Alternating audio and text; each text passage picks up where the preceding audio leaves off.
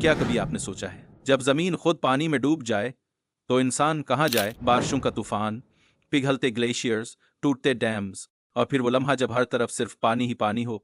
लेकिन क्या ये सिर्फ कुदरती आफत है या हम खुद भी उस तबाही के जिम्मेदार हैं? जब खेत बह जाएं, फैक्ट्रियां बंद हो जाएं, बीमारियां फैल जाएं और लाखों लोग बेघर हो जाएं, तो क्या बचता है? अस्सलाम वालेकुम, मैं हूं अली अहमद। आज इस वीडियो में हम एक अहम पहलू पर रोशनी डालेंगे। आज हम बात करेंगे क्लाइमेटिक हैजर्ड्स यानी माहौलियाती खतरात पर, खास तौर पर फ्लड्स यानी सैलाब के बारे में। फ्लड एक ऐसा कुदरती अमल है जिसमें जमीन आर्जी तौर पर पानी से ढक जाती है, हालांकि वो आम हालात में पानी के नीचे नहीं होती। फ्लड्स मुख्तलिफ अवामिल की वजह से रूनुमा होते हैं, मसलन हैवी मानसून रेनफॉल यानी शदीद मानसून बारिश या ग्लेशियर्स में मौजूद बर्फ के मेल्ट होने से, जिसकी वजह से पानी का बहाव बढ़ जाता है। बाज़ औक़ात डैम या बाराज फेलियर यानी डैम या बाराज का नाकाम होना भी फ्लड्स का सबब बन सकता है।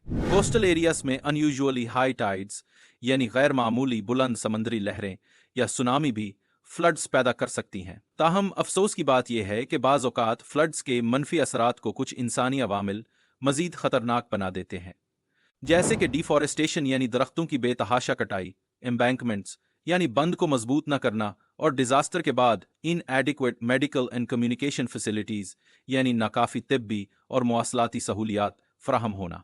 इसके अलावा एडिक्वेट वार्निंग सिस्टम्स यानी बरवक्त खबरदार करने वाले निज़ाम का फुकतान भी फ्लड्स के नुकसानात को कई गुना बढ़ा देता है। अब सवाल ये पैदा होता है कि फ्लड्स के नुकसानात के साथ साथ कुछ फवायद भी मौजूद होते हैं। फ्लड्स ज़ेरे ज़मीन पानी की फराहमी यानी अंडरग्राउंड वाटर सप्लाईज को दोबारा बहाल करने में मदद देते हैं। इसी तरह डैम में मौजूद रिजर्वार्स यानी ज़खायर को भर देते हैं, और इनंडेटेड सॉयल यानी पानी से डूबी हुई ज़मीन पर मट्टी की ताज़ा लेयर, जिसे लेयर ऑफ सिल्ट कहते हैं, जमा करते हैं, जो ज़मीन की जरखेज़ी में इजाफा करती है। उससे ये वाज़े होता है कि अगरचे फ्लड्स तबाहकुन होते हैं, लेकिन उनके कुछ कुदरती फ़वायद भी हैं। अब हम बात करेंगे इफेक्ट्स की दो इकसाम पर, प्राइमरी और सेकेंडरी। प्राइमरी में सबसे पहले फिजिकल डैमेज शामिल है यानी स्ट्रक्चरल डैमेज, जिसके नतीजे में ब्रिजेस, कार्स, बिल्डिंग्स, सूअर सिस्टम्स यानी सीरेज का निज़ाम, सीक्वेंस एंड नंबर्स, रोडवेज और कनाल्स को नुकसान पहुंच सकता है। मजीद ये कि कैजुअलिटीज़ का मतलब है कि ड्राउनिंग की वजह से लोगों और लाइफ स्टॉक की मौत वाक़ हो सकती है। उसके साथ साथ ये एपिडेमिक्स यानी आउटब्रेक्स और वाटरबॉर्न डिजीजेस जैसी खतरनाक बीमारियों का भी सबब बन सकता है।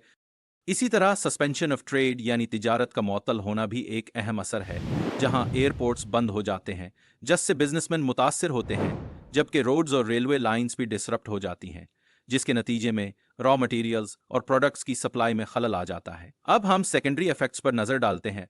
यहाँ पानी के सप्लाईज कॉन्टेमिनेट हो सकते हैं और वाटरबोर्न डिजीजेस तेजी से फैल सकती हैं, जो अफेक्टेड लोगों की सेहत के लिए सीरियस खतरा बन जाती हैं। इसके अलावा क्रॉप यानी ज़रई पैदावार को भी शदीद नुकसान पहुंच सकता है, जिसके बायस फूड शॉर्टेजेस पैदा होने का खदशा होता है।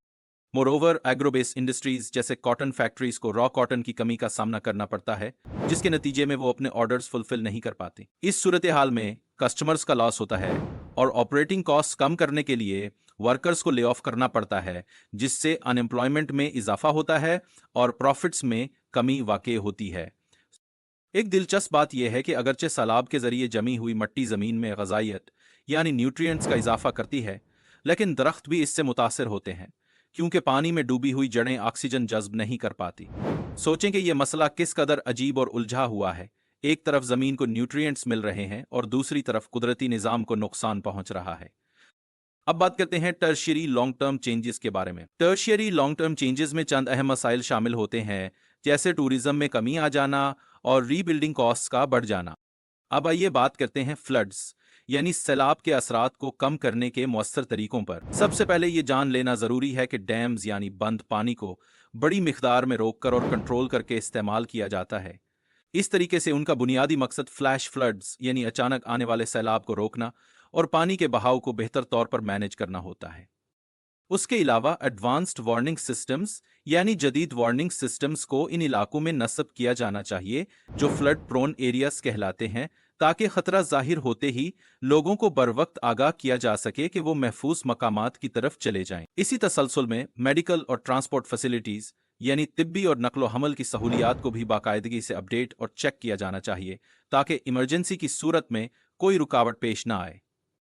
एम्बैंकमेंट्स और लेवीज यानी किनारों पर बनाई गई दीवारों को मजीद मजबूत और बुलंद करना भी निहायत ज़रूरी है ताकि पानी का बहाव काबू में रखा जा सके।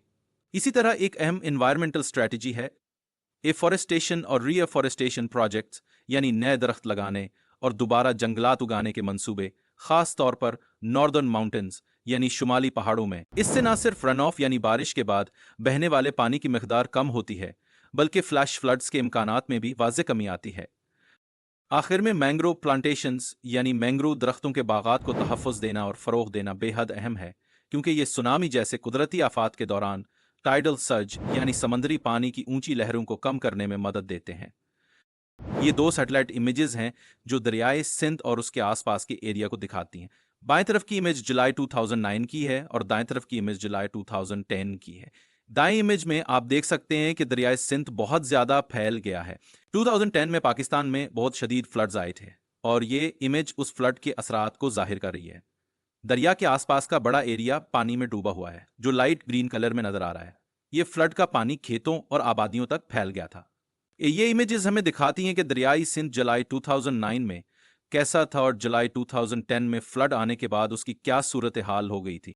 बाएं इमेज में दरिया अपनी आम हालत में है, जबकि दाएं इमेज में फ्लड की वजह से दरिया और उसके आसपास का एरिया पानी से भर गया है। सैटेलाइट ने पौधों को रेड कलर में दिखाया है। दोस्तों, आज हम एक अहम मौजू यानी ड्राउट पर बात करेंगे। ड्राउट को आम जुबान में खुश्क साली कहा जाता है, जो कि कई माह या बाज़ौकात सालों तक जारी रह सकती है जब किसी इलाके में पानी की कमी वाक़ होती है, क्योंकि वहाँ प्रेसिपिटेशन मामूल की औसत से कम हो जाती है। तब हम कहते हैं कि इस इलाके में खुश्क साली है। अब हम बात करेंगे ड्राउट की मुख्तलिफ अक़साम के बारे में, specially the meteorological drought, agricultural drought and hydrological drought. जब मीटरोलॉजिकल ड्राउट होता है तो उसका मतलब होता है कि एक तवील अरसे तक एवरेज से कम प्रेसिपिटेशन हुई है। इमेजिन करें अगर रेन इतनी कम हो जाए कि फील्ड्स मुकम्मल तौर पर खुश्क हो जाएं, तो ऐसी सूरत हाल को हम मीटरोलॉजिकल ड्राउट कहते हैं। दूसरी तरफ एग्रीकल्चर ड्राउट का असर क्रॉप प्रोडक्शन पर पड़ता है, क्योंकि क्रॉप्स को दरकार सफिशिएंट वाटर नहीं मिलता, चाहे प्रेसिपिटेशन में कोई नुमाया तब्दीली ना भी आए। ये कमी अक्सर सॉइल कंडीशंस या इरोजन की वजह से पैदा होती है। उसी तरह हाइड्रोलॉजिकल ड्राउट इस वक्त वाक़ होता है जब एक्वीफर्स, लेक्स या रिजर्वायर्स में स्टोर्ड वाटर स्टैटिस्टिकल एवरेज से कम हो जाए। नेगेटिव इफेक्ट्स का मतलब है इन मनफी असरात का इजहार जिसका सामना हमें हो सकता है। क्रॉप यील्ड्स कम हो सकती हैं और लाइफ स्टॉक प्रोडक्शन जैसे कि मिल्क प्रोडक्शन और मीट कंजम्पशन पर भी असर पड़ सकता है। उसका मतलब यह है कि मार्केट में गुड्स की कीमतें बढ़ सकती हैं और एक्सपोर्टेड गुड्स की कीमतें इंटरनेशनल मार्केट्स में अनकॉम्पिटिटिव हो सकती हैं, जो कि नेशनल इंटरेस्ट के लिए नुकसानदेह है। अब इमेजिन करें कि एक दिन ऐसा हो जाए कि आपके शहर के रिजर्वायर्स में सिल्टेशन हो जाए, जिससे इलेक्ट्रिसिटी जनरेशन में रुकावट आ जाए और डैम की फाउंडेशन भी कमजोर हो जाए। ये बात डस्ट स्टॉर्म्स के दौरान जाहिर हो सकती है जब ड्राउट हो और एरिया डेजर्टिफिकेशन यानी बंजरपन और इरोजन का शिकार हो। इसके अलावा हैबिटेट डैमेज टेरेस्ट्रियल और एक्वाटिक वाइल्ड लाइफ दोनों पर असरअंदाज होती है, मतलब कि जंगली हयात यानी वाइल्ड लाइफ को इनके कुदरती माहौल से जुदा कर दिया जाता है। इसी तरह माल न्यूट्रिशन, डिहाइड्रेशन और मुतल्लका डिजीजेस लाखों इंसानों को मुतासिर कर सकती हैं। मास माइग्रेशन की सूरत में इंटरनल रेफ्यूजीज या इंटरनेशनल रेफ्यूजीज की तादाद में इजाफा हो सकता है। इसके साथ रिड्यूस इलेक्ट्रिसिटी प्रोडक्शन भी एक हकीकत बन सकती है, क्योंकि कम पानी का फ्लो हाइड्रो इलेक्ट्रिक डैम्स से कम इंडस्ट्रियल प्रोडक्शन का बायस बनता है, जिससे एक्सपोर्ट्स कम होकर फॉरेन एक्सचेंज भी कम हो जाएगा। एक और अहम मसला यह है कि कुछ इंडस्ट्रीज जैसे कि जूस मैन्युफैक्चरिंग को भी पानी की शॉर्टेजेस का सामना करना पड़ेगा, जिससे एम्प्लॉयमेंट और जीडीपी पर मनफी असरात मुरतब होंगे। जीडीपी मुल्क की माशी सरगर्मियों का हिसाब है और इससे यह मालूम होता है कि मुल्क कितनी दौलत पैदा कर रहा है। सोशल अनरेस्ट भी पैदा हो सकता है, जो स्टेबिलिटी को मुतासर करके फॉरेन इन्वेस्टमेंट को डिस्करेज करेगा। उसके नतीजे में लोकल सेक्टर्स को आउटडेटेड मशीनरी टेक्निक्स का सामना करना पड़ सकता है, जिससे प्रोडक्शन मजीद कम हो जाएगी। एक बड़ी तशवीश ये है कि नेचुरल रिसोर्सेज पर मबनी लड़ाई भी शुरू हो सकती है, जैसे कि लेक्स और फर्टाइल एरियाज पर वॉर आउटब्रेक यानी जंग का आगाज होना। आखिर में वाइल्ड फायर्स का खतरा बढ़ जाता है, जो हेल्थ हैजर्ड्स का बायस बनते हैं। ये मैप पाकिस्तान के मौसमियाती और ज़मीनी एरियाज को जाहिर करता है। डिफरेंट कलर्स डिफरेंट किस्म के एरियाज को दिखाते हैं, जैसे कि yellow colour dry plateau, orange colour सहराई एरियाज, ग्रीन कलर मैदानी एरियाज और ब्लू कलर सिंध के डेल्टा को जाहिर करता है। मैप पर हर कलर पाकिस्तान के डिफरेंट पार्ट्स की मौसमी और ज़मीनी खसूसियात को समझने में मदद करता है। अब हम इस मौजू की समरी देखते हैं कि हमने आज क्या सीखा। آج ہم نے کلائمیٹک ہیزرڈز یعنی ماحولیاتی خطرات پر تفصیل سے بات کی، خاص طور پر فلڈز یعنی سیلاب کے اثرات اور فوائد پر روشنی ڈالی۔ ہم نے سمجھا کہ فلڈز میں زمین عارضی طور پر پانی سے ڈھک جاتی ہے، جیسے کہ کسی گھر کی چھت پر پانی جمع ہو جائے۔ فلڈز کے اسباب میں ہیوی مانسون رین فال، گلیشیئرز کا میلٹ ہونا، ڈیم یا براج فیلئر، کوسٹل ایریاز میں ہائی ٹائیڈز یا سونامی شامل ہیں۔ سیلاب کے نقصان کے باوجود یہ زیر زمین پانی کو دوبارہ بھر دیتے ہیں اور مٹی کی ایک تہہ چھوڑتے ہیں جو مٹی کو زیادہ زرخیز بناتی ہے۔ اس کے بعد ہم نے فلڈز کے پرائمری اور سیکنڈری ایفیکٹس پر بات کی۔ پرائمری ایفیکٹس میں اسٹرکچرل ڈیمیج، کیجولٹیز اور ایپیڈیمکس یعنی آؤٹ بریکس شامل ہیں، جبکہ سیکنڈری ایفیکٹس میں کنٹامینیٹڈ واٹر سپلائیز اور کسانوں کی زرعی پیداوار میں کمی شامل ہے، جس کا اثر فوڈ شارٹیجز اور ایگرو بیس انڈسٹریز پر پڑتا ہے۔ ہم نے اس بات پر گفتگو کی کہ درخت کس طرح متاثر ہو سکتے ہیں جب سلٹ مٹی میں غذائیت یعنی نیوٹرینٹس بڑھاتا ہے، جو قدرت میں ایک تضاد کو اجاگر کرتا ہے۔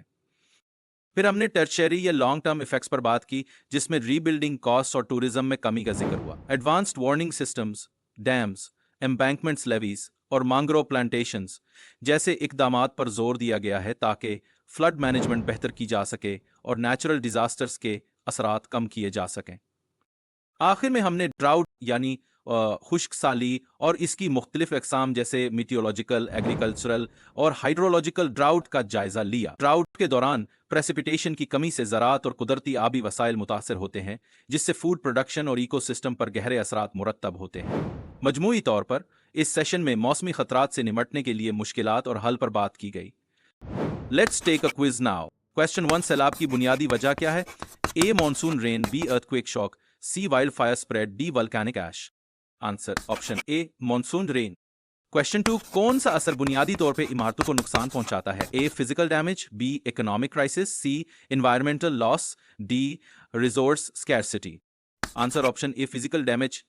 کوسچن 3، خشک سالی زراعت میں کیا نقصان پہنچاتی ہے؟ A low production, B high yield, C fast growth, D overflowing fields. Answer option A low production.